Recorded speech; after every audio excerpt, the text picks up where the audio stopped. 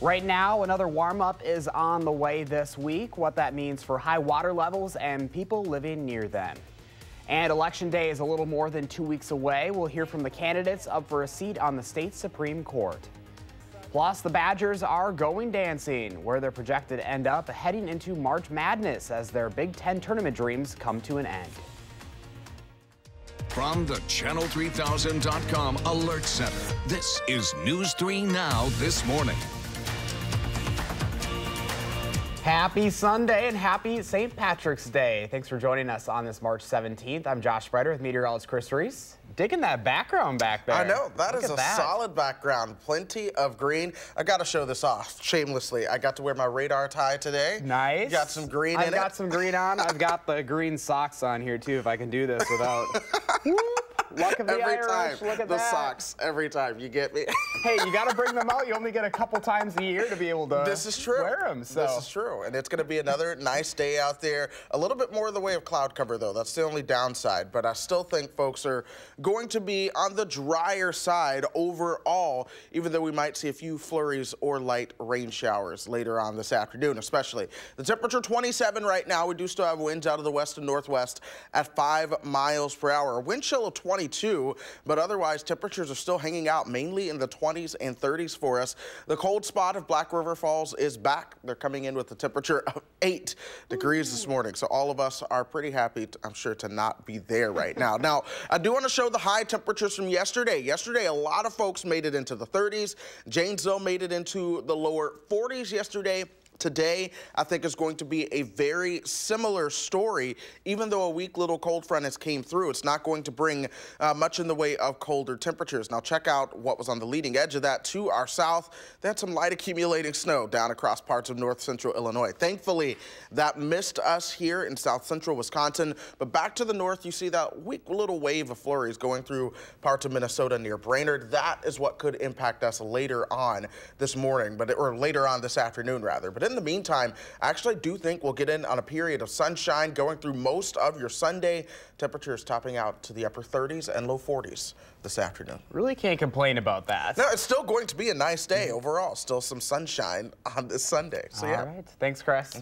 Although we don't have any significant chances for rain anytime soon, the heavy rain and snow melts from earlier this week are continuing to impact the area. Flooding has displaced more than 30 families in Lodi's Crystal Lake campground. Crystal Lake started rising Thursday, and by Saturday, freezing water had submerged the homes of dozens. The power went out and the flooded water froze as temperatures dropped. The flooding in Lodi this week set a record, and lake levels are still near historic levels. Dozens of evacuees are still out of their homes in Columbus after the Crawfish River crested earlier this week. River Road in that town is still more of a river than a road this weekend. More than 40 people living in Columbus have been encouraged to leave their homes due to the extreme flood risks. Fire officials say it may still be a few more days until River Road reopens and people can go home. The Highway 16 bridge is expected to be closed even longer. Wherever you live, the state's Department of Natural Resources says the snowmelt and rain could contaminate your family's drinking water. The DNR is reminding anyone who owns a private well to watch out for any changes to taste, smell, or color. The DNR says if there is flooding near or over your well, you should assume your drinking water is contaminated. If that's the case, your well needs to be properly disinfected before it is safe to drink from. For more details, go to dnr.wi.gov. Into the Channel 3000 Alert Center overnight, a Janesville man has been arrested for his 7th OWI. Janesville police say 39-year-old Farron Fogelli was stopped near Milton Avenue and Mount Zion Street after failing to stop at a stop sign. When police first tried to pull him over, officers say he got out of his car and started to run. He was eventually tasered and taken into custody. Besides his 7th offense OWI, which is considered a felony, Fogelli is charged with resisting and obstructing an officer and probation hold. We are a little more than 2 weeks away from this spring election, and if you don't feel like waiting in line on Election Day, you can cast your ballot early. Starting tomorrow, you can vote early at all of the city's public libraries, Madison College, and the city clerk's office. The big race up for grabs in Madison is the mayor's office between current mayor Paul Soglin and challenger Satya Rhodes Conway. Every city alder seat is also up for election, which 11 of those 20 races are being contested. Statewide voters will also choose between Brian Hagedorn and Lisa Neubauer to see who will become the next state's Supreme Court justice. Later tonight, you'll have the chance to learn more about the candidates running for Supreme Court. News 3 Now is partnering with the State Bar of Wisconsin and WISC-Politics for a debate between Judge Brian Hagedorn and Judge Lisa Neubauer. Both currently work in the State Court of Appeals. You can also catch it on TVW at 5 or on News 3 Now following our 10 p.m. newscast. Politicians from both major parties are still celebrating the decision this morning to hold the Democratic National Convention in Milwaukee next July. Milwaukee beat out Houston and Miami to become one of the smallest cities ever to host the presidential convention. The event will largely happen at the Fiserv Forum, a project that was championed by former Republican Governor Scott Walker. While Milwaukee lobbied hard to bring the business to Wisconsin, some are still questioning whether there are enough resources in the area to accommodate tens of thousands of visitors. Our threshold question was, did the city have the resources to carry out the mission? And we believe that every city had the resources. They would do it differently, but they can do it equally effectively. And in the end of the day, I'm firmly of the belief that this city can and will carry it out very well. DNC officials say the fact that Milwaukee and Wisconsin are more working class areas played a major role in the decision to bring the convention and the candidates here. The potential economic impact of the convention extends beyond Milwaukee. Smaller communities across the state are hoping visitors will make stops there too. The executive director of the Jefferson County Economic Development Corporation sent an email for all to start preparing. One of those is the city of Watertown, where the mayor says they're excited for what the 2020 convention could mean for their community.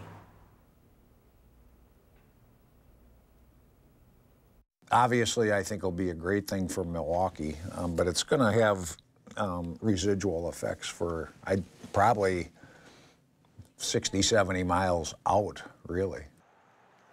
Mayor John David says the timing of the convention works out nicely for the city, which is currently undergoing some revitalization efforts. Madison hotels are already 95% booked during the dates of the DNC. Staff at Destination Madison predict hundreds of thousands of dollars will flow into the local economy from it. Hotels have already blocked out rooms for 2 weeks to accommodate the thousands of people they expect. The convention will be held on July 13th through the 16th in 2020.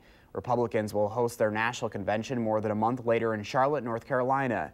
News 3 Now will continue to cover the latest developments on the conventions and have full coverage of those events. In other news this morning, police have found the body of 2-year-old Nolani Robinson after a week-long search. The body was found Friday night off the shoulder of a road near Austin, Minnesota. And just off the shoulder was a blanket. Inside that blanket and wrapped in there was a body of a child, we believed is that of Nolani. Nolani went missing on Monday after her mother, Sierra Robinson, was found murdered. Investigators think she was killed by Nolani's father, Darius Higgins. Officers believe Higgins then took Nolani and stayed at least one night in Austin, Minnesota, where her body was found. In a report released by the medical examiner last night, it says Nolani was likely killed by blunt force trauma to the head. Jamie Klaas's suspected kidnapper is speaking out from behind bars this weekend. Jake Patterson says he wants to talk to Jamie but knows he can't. She went missing last October after her parents were shot and killed at their rural Barron County home. Investigators and the community searched for Jamie for 88 days. During that time, Patterson said he liked being around her. You're just like watching TV, playing board games, and talking about stuff. We cooked a lot because like everything we made was homemade. Patterson says he has regrets about what happened, but won't elaborate on what those regrets are. More local news now. The State Patrol is looking for men and women interested in becoming a trooper to join their team. Officials with the State Patrol are recruiting new members through the end of March. When Sergeant Craig Morehouse came on the morning show last month, he said they're looking for anyone who's willing to work hard and wants to give back to their community. You can apply at wistatepatroljobs.wi.gov. First responders across Dane County are now able to better serve people with dementia. It's all thanks to a new piece of equipment in ambulances and squad cars. Sensory bags are filled with items that can help someone with memory issues stay busy and calm during an emergency. That includes things like stuffed animals, dolls, and squishy balls. 60 bags assembled so far, getting delivered to first responders across the county. Sun Prairie's fire department first got theirs about 2 weeks ago. EMS Chief Brian Goff says they've already helped adapt to patients' needs. If you were to experience an ambulance ride, we could talk about it and you could tell me how you're feeling and what the challenges are, and we could work specifically to make that better for you. But with a person who's not able necessarily to convey those types of complex thoughts and ideas, it makes it difficult. And so having a tool like this is beneficial for us because it helps us to bridge that gap. Middleton first responders are also going through the training right now, and other departments across the county will receive their sensory bags soon. Dane County was able to purchase them thanks to a grant from the Aging and Disability Resource Center. 6:41 right now. The Badgers' run in the Big Ten tournament may have come to an end, but the team still has a run at it all in the NCAA championship. The team will find out who they play in round 1 during the selection show tonight. They're coming off a tough loss yesterday against Michigan State at the United Center, 67-55. UW never led in the game, but continued to fight despite being down by double digits at times. In the end, the Badgers couldn't get anything to fall, shooting 32% from the field. The Big Ten championship game is this afternoon at 2:30. It's a rematch of Michigan and Michigan State starting at 2:30. We'll find out where the Badgers are headed in this year's NCAA tournament tonight at 5 o'clock during the selection show right here on News 3 Now. 6:41 right now. More quiet weather is in store for southern Wisconsin on this Sunday. Here's a live look outside as we wake up on this St. Patrick's Day. A gorgeous shot of the Capitol there as we await the sunrise. Chris will have your full first alert forecast coming up next. And going green, but not spending green. Ahead of today's festivities, business leaders explain why people are spending less this St. Patrick's Day. This is News 3 Now this morning.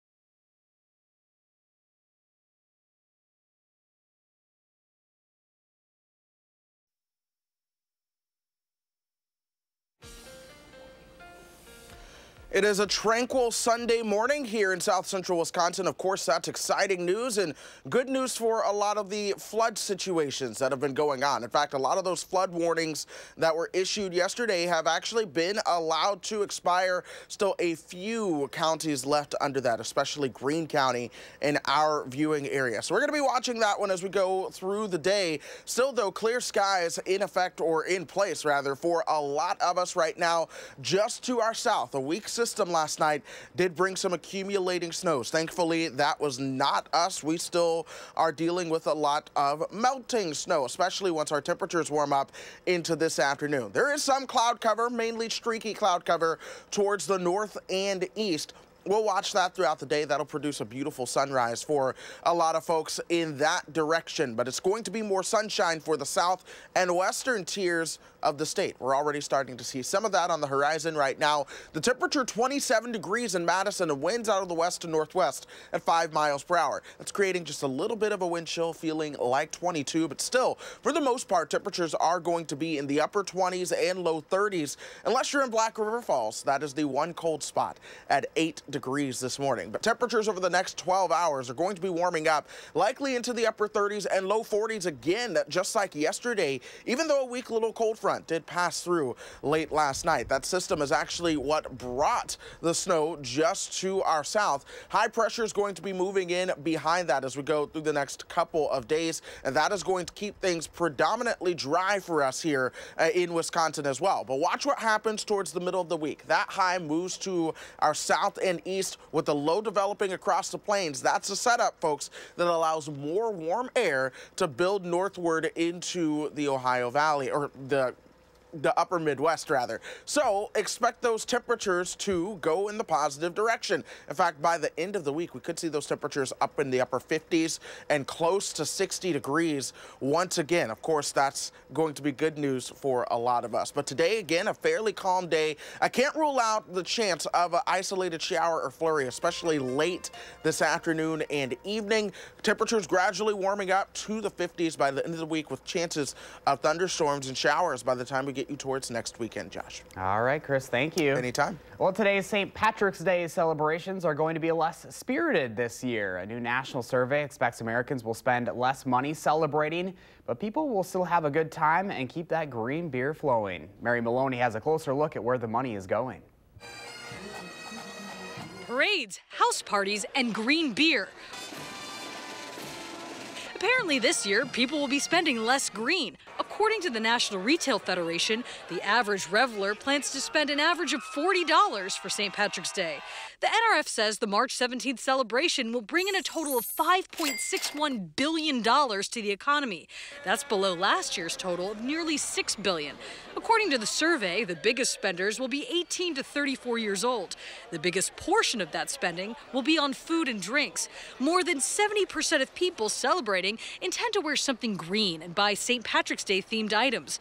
For people under the age of 35, 86% of women and 82% of men plan to step out in green. In fact, 30% of all surveyed partiers say they plan to buy new clothing for the big day. After all, no one wants to get pinched. For Consumer Watch, I'm Mary Maloney. And remember, you can gather around the Capitol Square starting at 1:30 this afternoon for the 22nd annual St. Patrick's Day Parade. Proceeds benefit the UW Carbone Cancer Center, Gigi's Playhouse Madison, and Logan's Heart and Smiles. 6:49 right now, still ahead for us this morning. We are hitting the road with Harvey Briggs. It might not qualify for your teen's first car, but we'll find out what he thinks of the all-new Lexus UX200. We're heading behind the wheel when News 3 Now This Morning continues.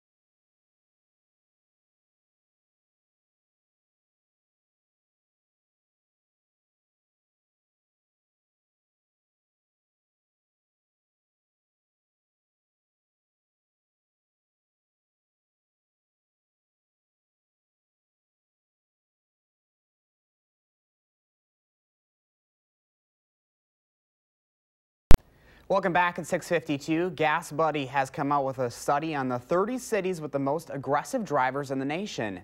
The company says Los Angeles has the most aggressive drivers based on driver behavior like frequency of speeding, hard braking, and swift acceleration. Philadelphia is second and Sacramento is third. Minneapolis is the least aggressive driving city. Friday is said to be the worst day of the week for aggressive driving. As more drivers hit the roads, a tidal wave of new SUVs are hitting the auto market. Among the latest trends are smaller, more budget-friendly entries wearing luxury badges like the Lexus UX200. Our Mark Kane checked it out as he takes us behind the wheel with Harvey Briggs.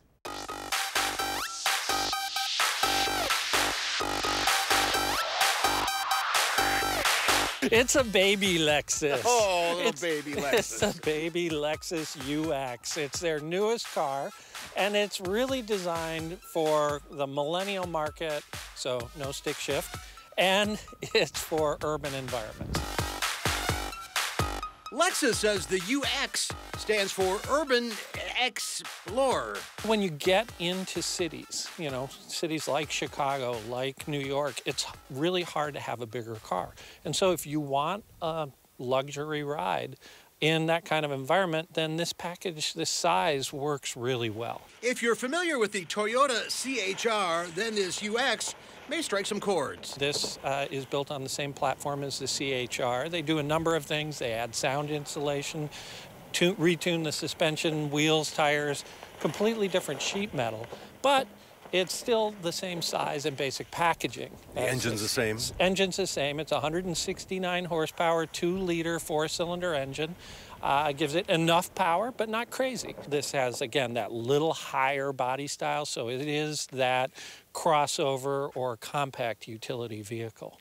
And it's a Lexus. And it's a Lexus, so it has all the Lexus goodness inside. And there's goodness inside. Yeah, very much so. Take a look. So inside, you've got everything that makes Lexus a Lexus, including the really cool startup screen.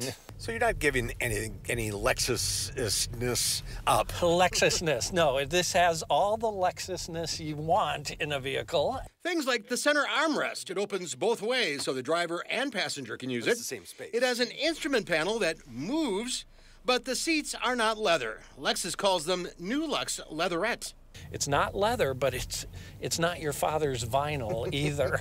So if you're a vegan, you can drive this car. No animals were harmed in the production of this car. That's it. This is an interesting feature here is the radio controls, instead of being on the dash, are now here. And this actually works really well. You've got a scroll wheel here for volume, and you've got a tuning knob here. And I can operate this with my hand here and never have to take my eyes off the road. And then you have this other touchpad. Yes, the touchpad, and we've talked about this in other Lexus vehicles. It's still not my favorite system. Speaking of the audio system, they're going after millennials, right? Right. And it's got a CD player? What millennial plays CDs? Well, maybe it's for us old guys who might occasionally buy this car. Maybe.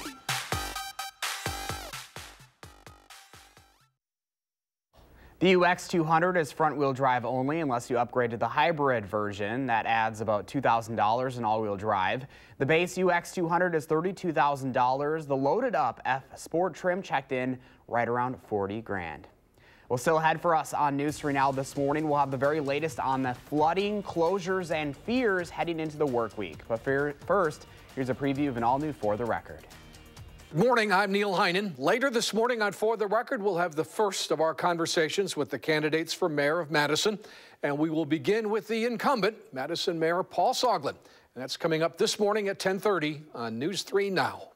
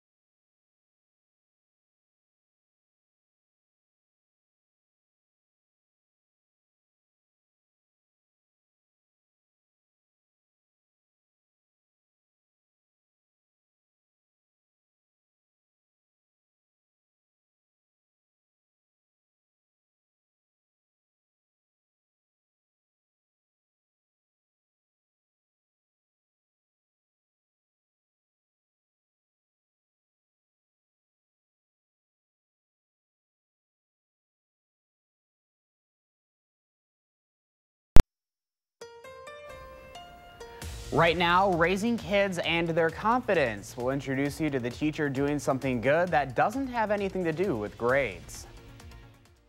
From the Channel3000.com Alert Center, this is News 3 Now this morning. Good morning, Southern Wisconsin. Happy St. Patrick's Day. It is Sunday, March 17th. I'm Josh Breiter. Meteorologist Chris Reese has a mild forecast on the way for us, but first let's get you caught up on what's making news this morning.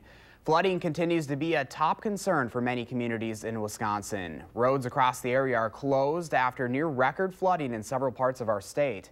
More than 30 families are still displaced near Crystal Lake in Lodi this morning, which started rising Thursday and by Saturday had submerged dozens of homes. Some people living there are still without power this morning. In Columbus, dozens of evacuees are still out of their homes as well after the Crawfish River crested earlier this week. Fire officials say it may still be a few more days until the river road reopens and more than 40 people can go home. The Highway 16 bridge is expected to be closed even longer. The state's Department of Natural Resources says all of the snowmelt and rain could contaminate your family's drinking water. The DNR is reminding anyone who owns a private well to watch out for any changes to taste, smell, or color. The DNR says if there is flooding near or over your well, you should assume your drinking water is contaminated. If that's the case, your well needs to be properly disinfected before it is safe to drink from. For more details, go to dnr.wi.gov. Later tonight, you have the chance to hear from the candidates running for Supreme Court. News 3 Now partnered with the State Bar of Wisconsin and WISC Politics for a debate between Judge Brian Hagedorn and Judge Lisa Neubauer. Both currently work in the State Court of Appeals. The debate was taped Friday night, and we'll have a preview ahead in our 7:30 hour. You can catch the debate in full on TVW at 5 o'clock tonight or News 3 Now following our 10 p.m. newscast. Madisonians, it's time for the 22nd annual St. Patrick's Day Parade celebrating Irish culture. You have the chance to gather around the Capitol Square starting at 1:30 this afternoon. Proceeds benefit the UW Carbone Cancer Center, Gigi's Playhouse Madison, and Logan's Heart and Smiles.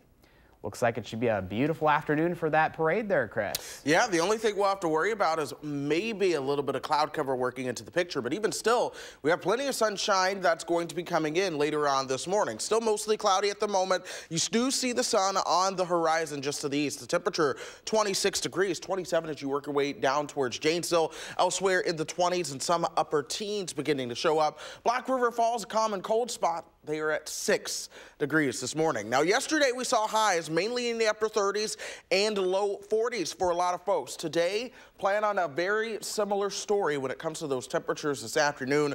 And here's that sunshine just back to the west, starting to work its way on into the picture now. A lot of that cloud cover filtering itself on out of our area. So that is why I do think it is going to be a beautiful time if you are out at that parade. Temperatures gradually warming up through the 30s as we go through the afternoon. Josh? All right, Chris, thank you. It is 7:03 right now. A Madison teacher is going above and beyond to help raise her students' confidence, and the focus isn't on their grades. Priscilla Ortiz, a special education teacher at O'Keefe Middle School, is the only staff member of color at that school. She started a GoFundMe with the goal of being able to buy hair products for students of color. Ortiz says hair is part of someone's identity, and she's noticed her students are more shy when they have bad hair days, some of them wearing hoods to hide it. But a good hair day can also boost a student's confidence in the classroom. Ortiz wants to help students access health care products they need but might not be able to afford on their own. Her students say they're grateful they have a teacher recognizing just how important their hair is to them. But having a teacher now that is doing that for students who often don't have the privilege to even think about doing that, it's amazing. You know, especially that she's not black or that she doesn't have black hair. Just having that, knowing that there's another person out there advocating for us, it's amazing. If you would like to help these students and Miss Ortiz reach their goal, a link to their GoFundMe can be found right now at channel3000.com.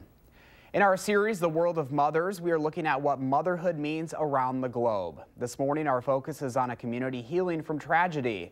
Deborah Pata visited a small village in northern Kenya where a group of women have come to live together because men are not allowed. It's hard enough to be a woman in Samburu, but without a child here, you are regarded as nothing. Diana Lekanta proved her worth by having 3 children, including 6-month-old baby Tao.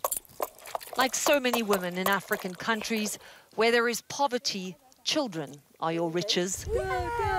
It can come at a cost, though. Lekanta's husband beat her constantly.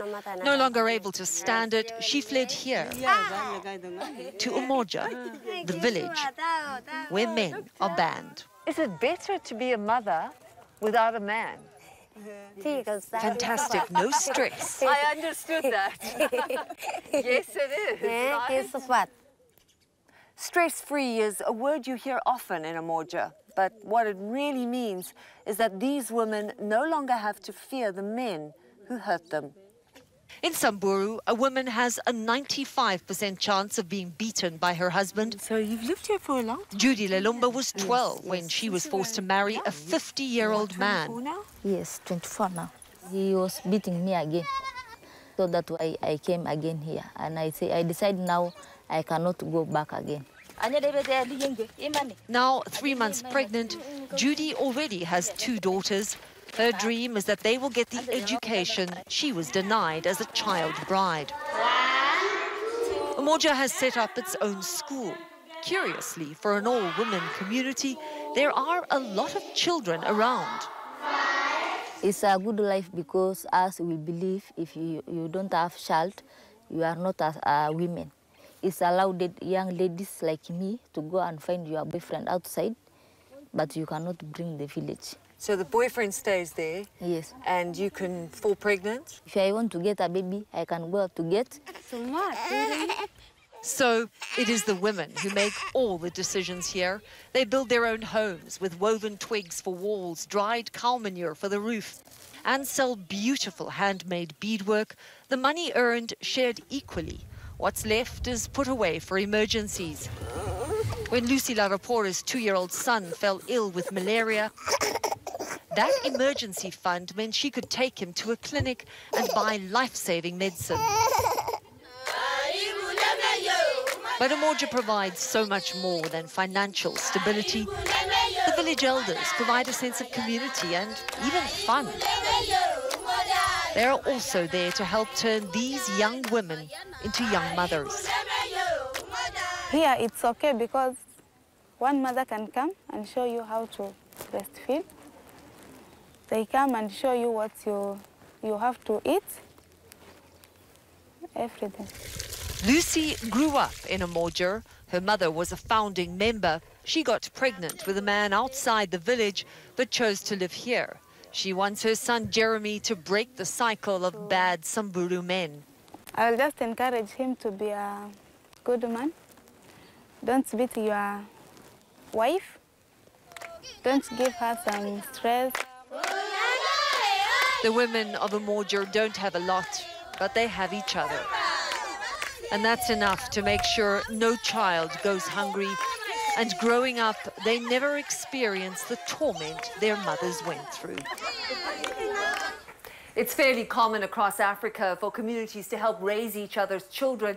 There could be anything between 50 to 100 children living in Umoja. And we all know it takes a village. Well, let me tell you, this village is thriving as women challenge the idea of community, turn it upside down and challenge traditional beliefs. Deborah Patter, CBS News, Johannesburg, South Africa. More local news now. You've probably heard of people using GoFundMe accounts on Facebook or those groups to raise support for good deeds. Well, a woman in Richland Center is going above and beyond to help her neighbors when they need it most. Jennifer Johnson moved to Richland Center 3 years ago. As a way to branch out, she started a Facebook group called Giving Back. That group grew to more than 1,000 people in just a month. She now uses it to help victims of fires, give maternity clothes to mothers in need, and much more. She says spreading kindness is something she's always done to set a good example for her kids. This is something that we've done for years, and I really wanted to implement that into my children, knowing that it's not just about, you know, myself and my family, it's about giving to others. It's not just items in need that Jennifer is sharing through her Facebook group. She's also growing hope for people who otherwise might not have any. Just after 7:30 this morning, our Jamie Perez will share one of the most powerful stories Jennifer has of how her habit of giving is bringing life back to a family in an unforgettable way. With record snowfall this winter, the plows were out a lot and may have taken out a few mailboxes. If your mailbox fell victim to a plow, the city of Madison will reimburse you up to $75 for repair or replacement. To qualify, reported damaged mailboxes will be inspected by the city and must be found to have been damaged by a city plow driver and meet United States Postal Service mailbox installation regulations. We never want it to happen at all, and it's really just sort of an unfortunate byproduct of trying to plow those streets as wide as possible to make them safe for all roadway users. For more information on reporting a damaged mailbox and USPS installation regulations, you can visit our website, channel3000.com. 10 minutes past 7 o'clock right now. We are waking up to some more sunshine out there this morning. A few more clouds on the way for us today, but we've got a mild week of weather ahead. Chris will let us know if we can expect any rain or snow to affect our work week. That's when News 3 Now this morning continues.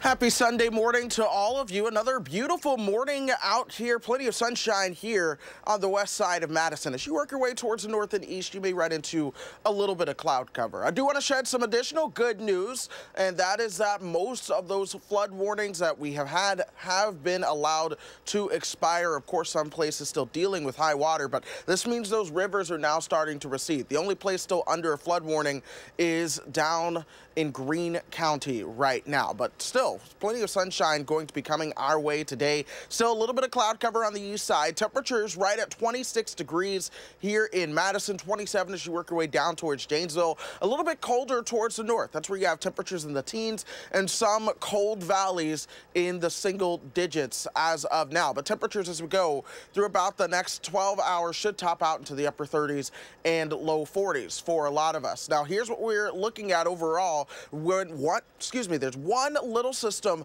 that brought some light snow to our south, but overall high pressure is what's going to be in control for us. As that cold front works its way south and east of here, that region of high pressure is really just going to meander around across the high plains and the upper Midwest, meaning that we are going to stay dry into early next week. But as we get you towards the middle of the week, high pressure works its way towards the south and east with low pressure to our west. This allows warmer air to build into the upper Midwest and the Ohio Valley as well. So that's why we're going to be looking at a warming temperature trend as we go through the week ahead. Temperatures by next weekend could be in the upper 50s, perhaps low 60s may even make a run into the picture. That's something, of course, that a lot of us are really looking forward to as we've been in the cold pattern for so long. But check this out. Over the next 10 days, watch that ridge of warmth really build across the central and eventually eastern half of the country. That is going to be something that's going to be really nice for us. This afternoon,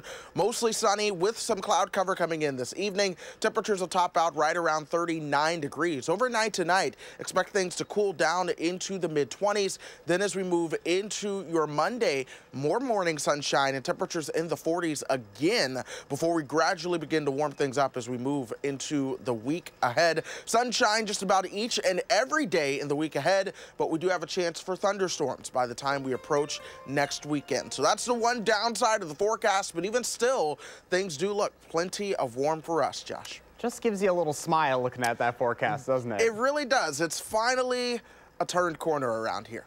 Yes, a well-deserved turn corner, Chris. Thank you. My pleasure. Well, this warmer weather has us looking ahead to summer, of course, and for any parents planning ahead to make sure the kids are filled with their free time, the recreation branch of Madison Schools is out with its list of programs. It includes everything from swimming lessons and t-ball to sewing studios where young artists can make their own farmer's market tote. Some of the programs like Scottish Highland Dance have a free trial day so your kids can check it out before signing up. There's also a call out for volunteer coaches for any adults looking for any summer activities as well. You can check out the full booklet at mscr.org. Registration starts this coming week. Well, the Badgers' run in the Big Ten tournament may have come to an end, but the team still has a run in it all at the NCAA Championship. The team will find out who they play in round one during the selection show tonight. They're coming off a tough loss yesterday against Michigan State at the United Center, 67-55.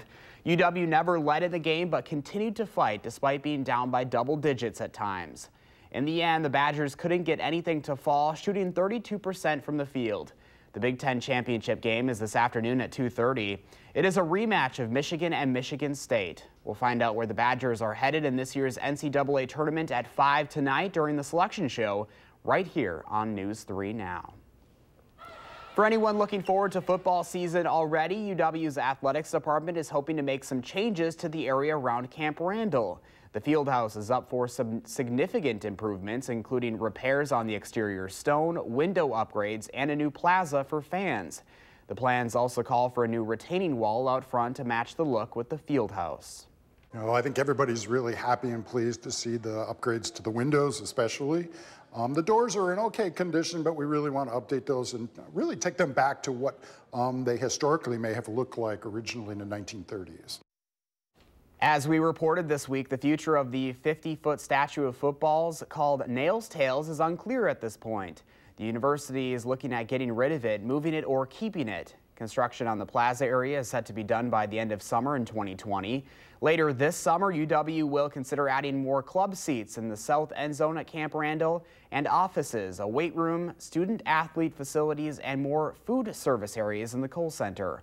All of these plans depend on taxpayer funds and the university's capital budget, which won't be approved until later this year. Well, it is 7:19 right now, and it's become a bit of a weekly warning. The flu season is far from over. We'll tell you what parents now need to know to keep their kids flu-free. And if you or a loved one relies on Medicaid for health care coverage, We have an update on that program, and News 3 Now This Morning returns.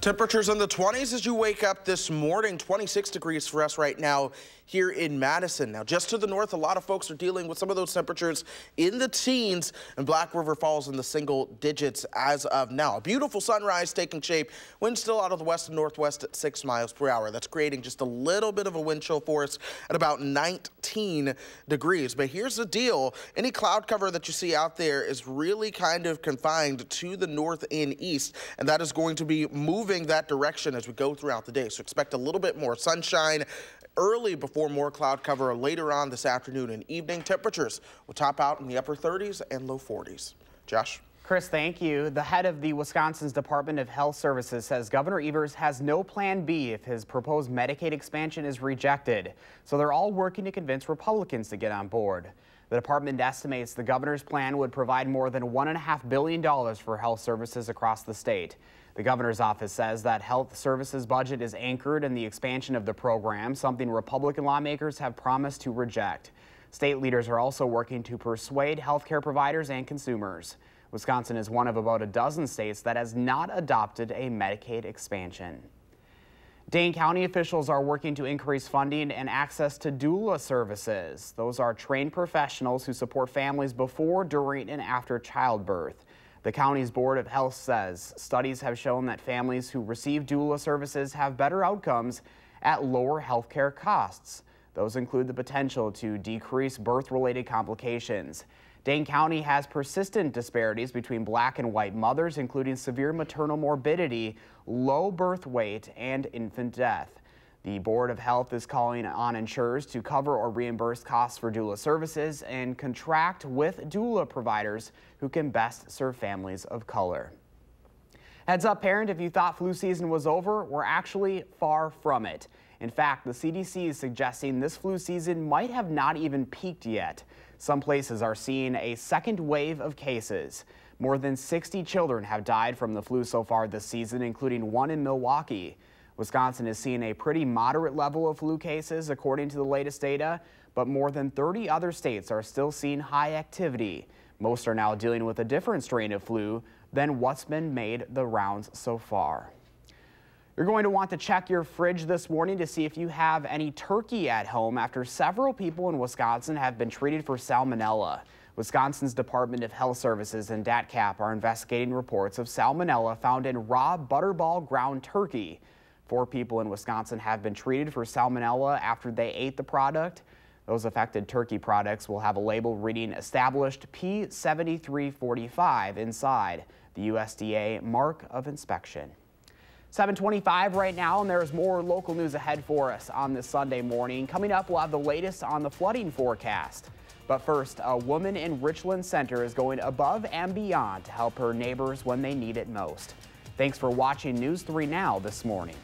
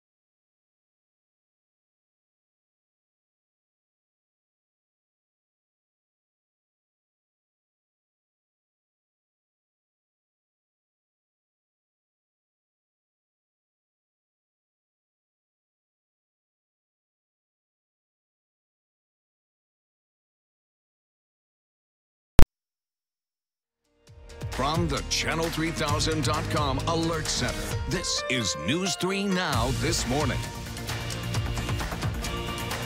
Good morning, everyone, and happy St. Patrick's Day. It is Sunday, March 17th. I'm Josh Breiter. We'll get a check on Chris's forecast, which is going to be a little sunnier and warmer this week, which is some good news. But first, let's get right to today's headlines.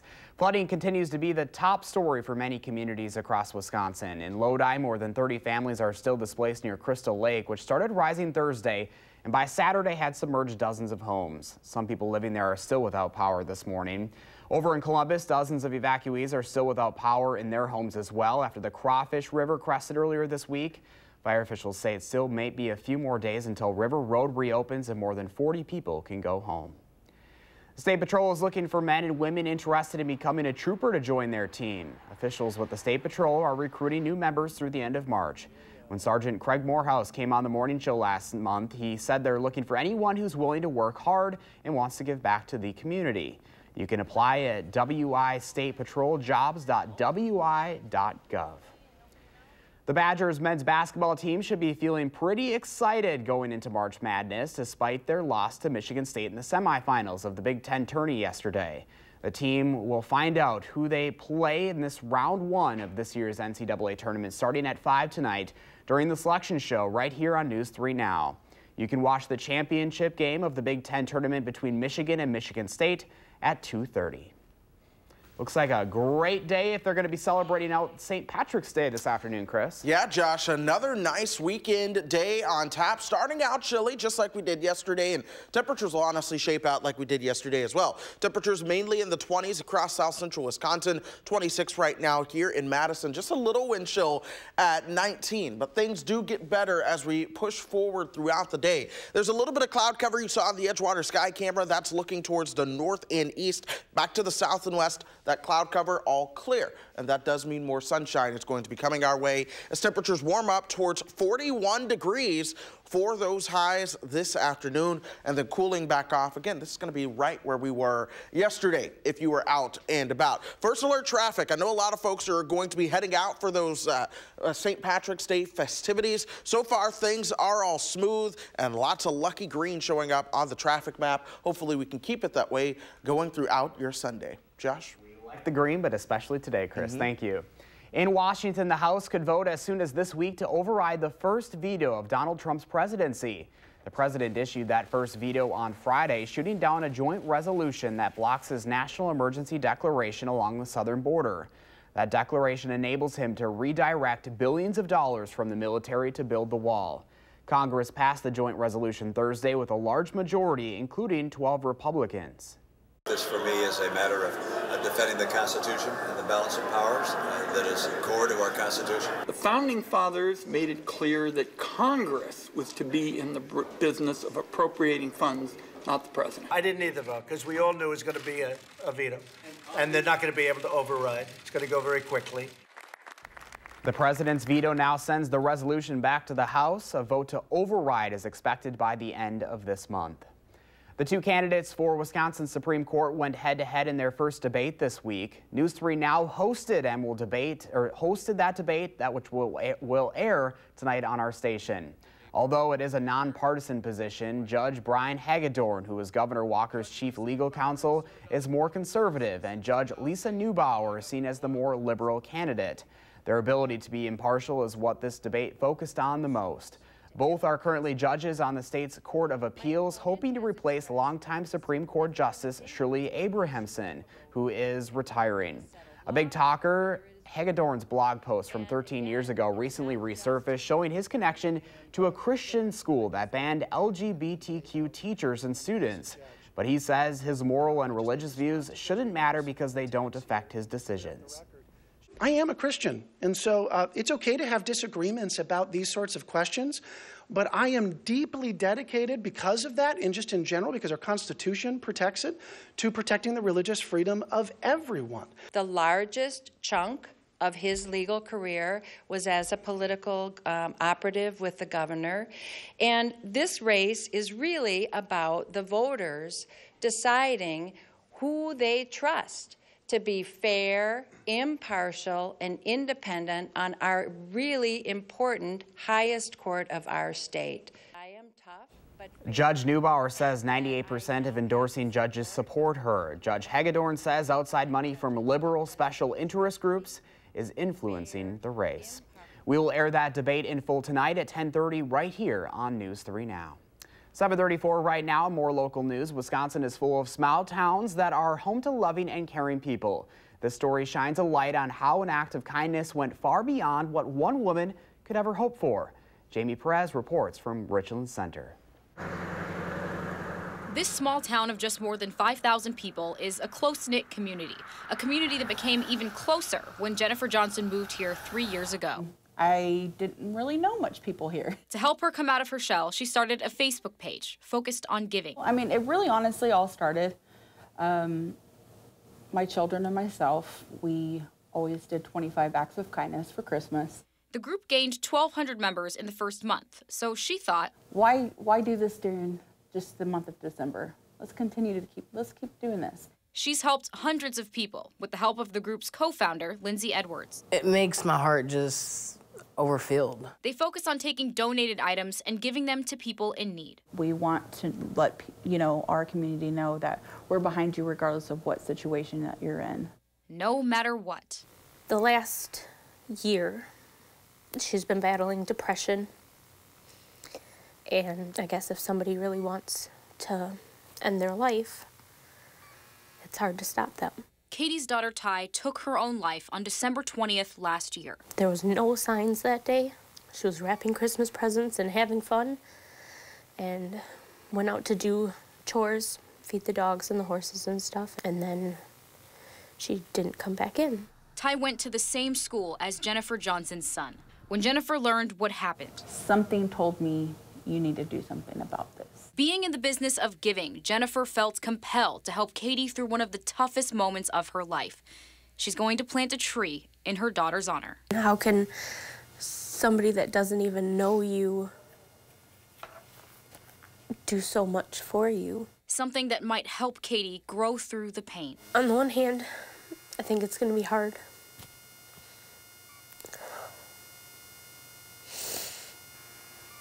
Watching the tree grow when she doesn't get to.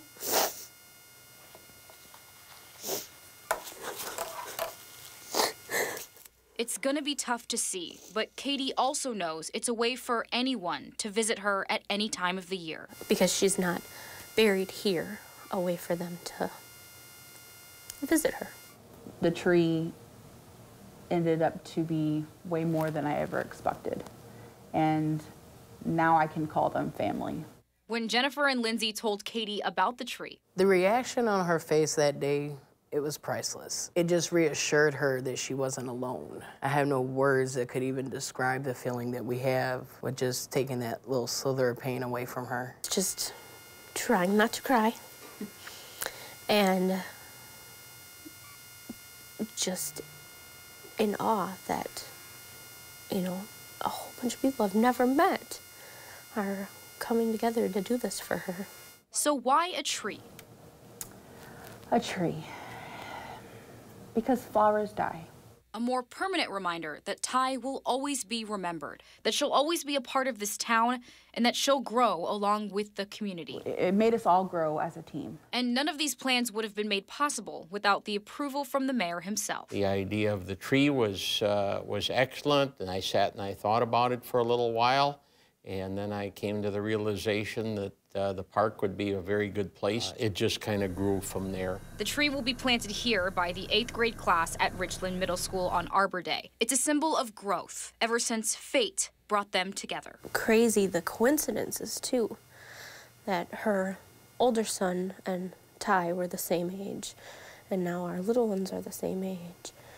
And Ty passed away on Jennifer's birthday. And so all these coincidences, it's like fate. We were supposed to meet. In Richland Center. Like one of those people you're supposed to have in your life. I'm Jamie Perez for News 3 Now. If you would like to know how you can donate to Jennifer's group to help others in the community, a link to how to get in contact with her can be found on our Channel 3000 mobile app. 7:38 is your time right now. Climate change is a growing concern among land dwellers, but we're not the only ones it affects. We're heading under the sea with a race against time to save one of Australia's proudest treasures, its Great Barrier Reef. This is News 3 Now this morning.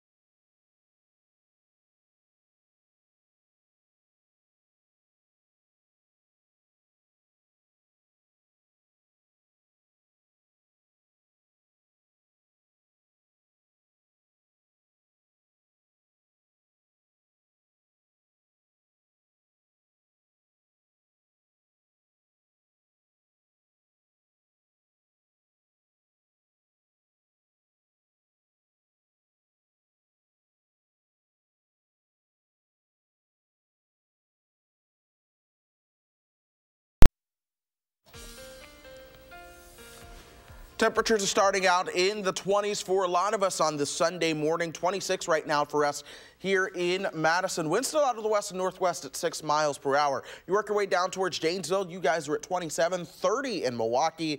Viroqua at 20 degrees right now. But as we go through the rest of your Sunday, temperatures do warm up into the upper 30s and low 40s for those highs. Josh?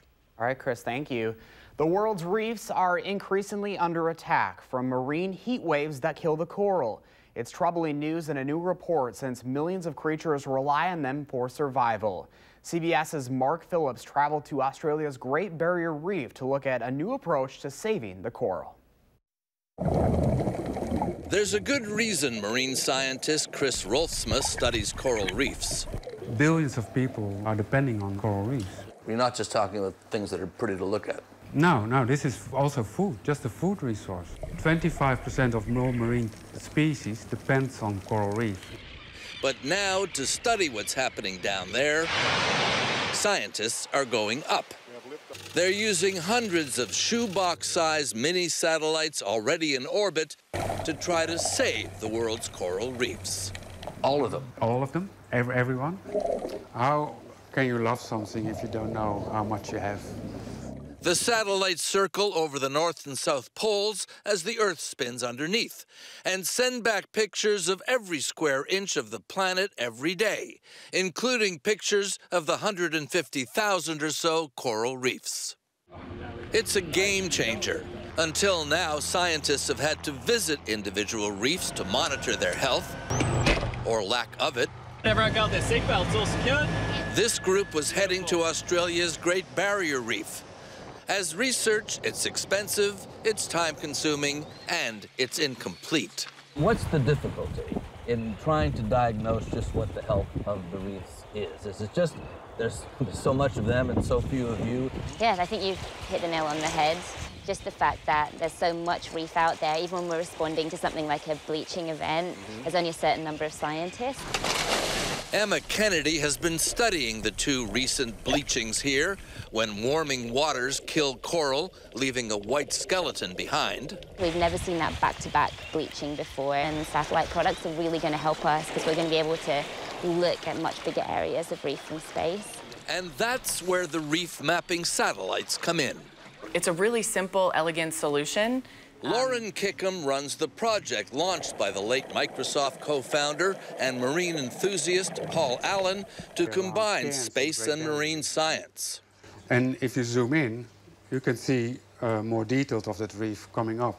The satellite pictures are processed by software Chris Rolfsma is developing to automatically color code what is coral, what is sand, what's healthy, what's dying. An online atlas will provide a daily worldwide coral health report. If we know that the reef is under stress, then we maybe say, let's not go fishing there, let's not go having tourism there. If we didn't have what we have now, it would take trillions of dollars and 100 years to map the world, and we just don't have that time. It is a race against time. Scientists are expecting another coral bleaching die-off as soon as this year. Mark Phillips, CBS News, on the Great Barrier Reef. It is just about 7:46 on this Sunday morning, and a beautiful day is on the way for us again today. Here's a live look over the Capitol as the sun is shining, and more sunshine is in the forecast. It's going to help us dry out this week. Some good news for those dealing with flooding. We'll check in with Chris right after the break for the details. Look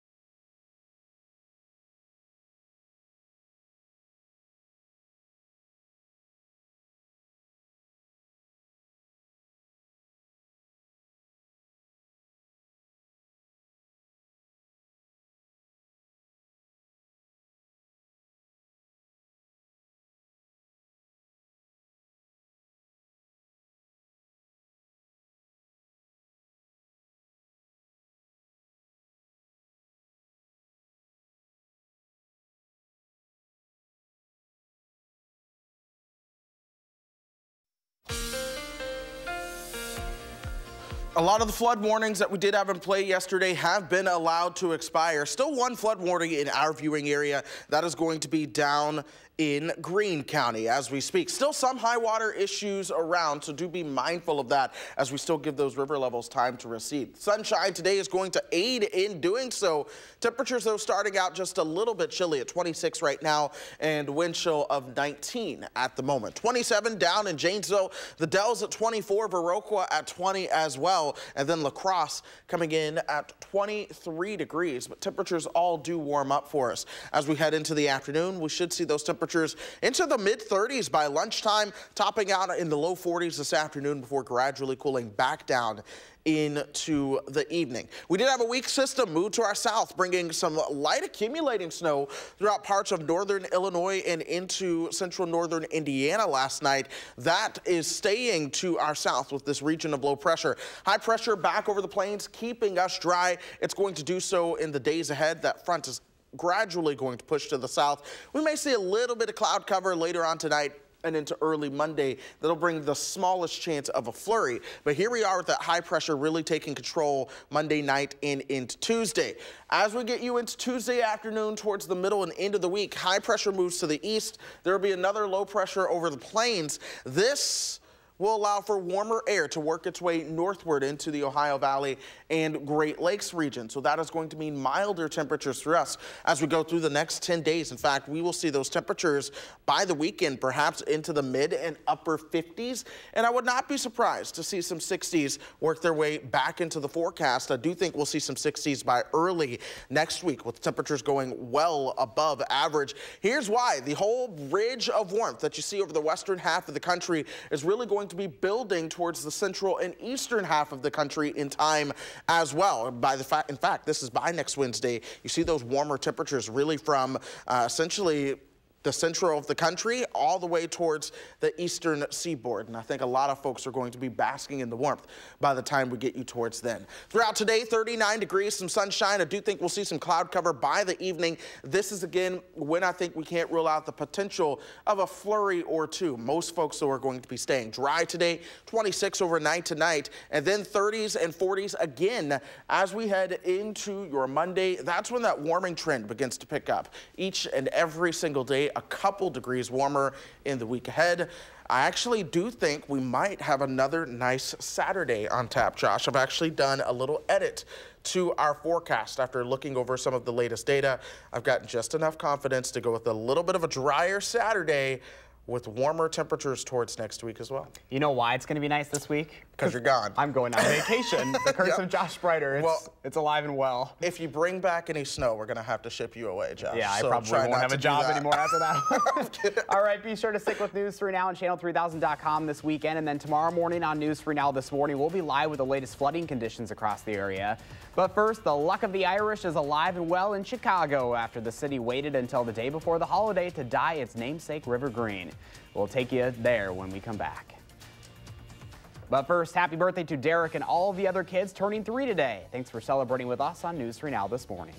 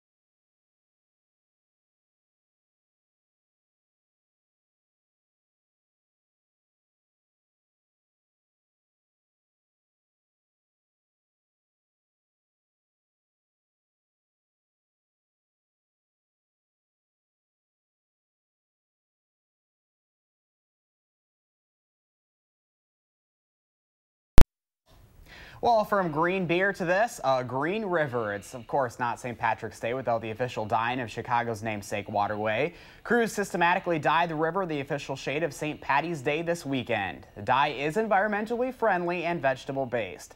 The tradition of the Green River dates back to 1962, and the city's annual parade held yesterday has been going on for more than a century.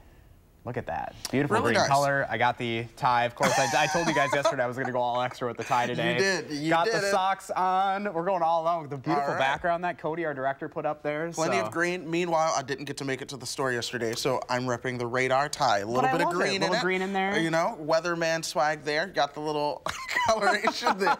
Hey, thankfully we're not talking any thunderstorms soon, so the tie is where they are going to stay. Plenty of sunshine really in the week ahead. We do have a slight chance of some flurries this afternoon, but check out the temperatures by Friday and into Saturday. We're talking sunshine and mid-50s. Man, I'm excited about that. Enjoy your cruise. I'm going to be enjoying this. In the meantime, by the time you get back, Josh, we have chances for showers returning into the forecast. But hey, at least temperatures will be nice. I can handle the temperatures. All right. Well, let's hope they stay that way. All right. Thanks, Chris, and thanks for joining us. Happy St. Patty's Day, everyone. Make it a great day.